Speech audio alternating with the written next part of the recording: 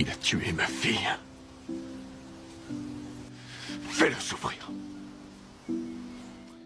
Qui n'a jamais été contrarié, qui n'a jamais été blessé par un être cher, qui n'a jamais été trahi par un proche.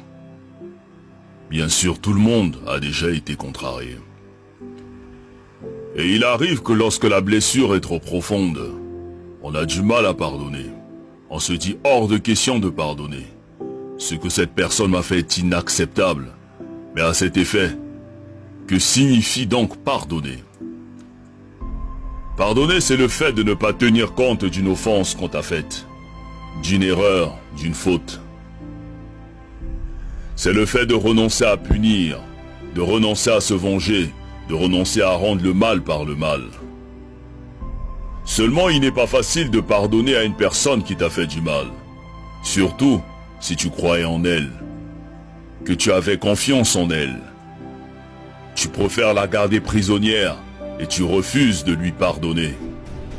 Le souci est que lorsque nous refusons de pardonner, nous nous constituons nous-mêmes comme étant prisonniers.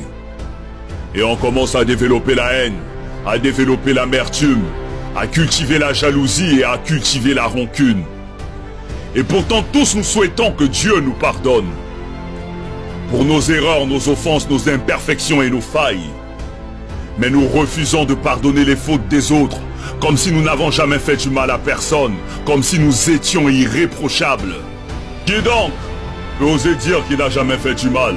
Qui est parfait? Qui n'a jamais commis d'erreur? Qui n'a jamais fait le moindre mal? On souhaite tous que Dieu nous pardonne pour nos bêtises, mais on refuse de pardonner les fautes des autres, on refuse de leur accorder notre pardon. Et nous sommes toujours les premiers à aller à l'église, à aller à la mosquée, alors que dans nos cœurs nous avons des gens qu'on a constitués comme prisonniers. Mais jusqu'à quand allons-nous porter ces fardeaux? Jusqu'à quand allons-nous refuser de pardonner? Mais qu'est-ce qu'on gagne à détester ceux qui nous ont offensés? Parce que celui qui pardonne est celui qui a décidé d'avancer. Celui qui pardonne est celui qui a décidé de se libérer. Celui qui pardonne a fait le choix de donner un cadeau à quelqu'un même s'il ne le mérite pas. Parce que la rancune est une lourde pierre que celui qui pardonne n'a pas envie de transporter.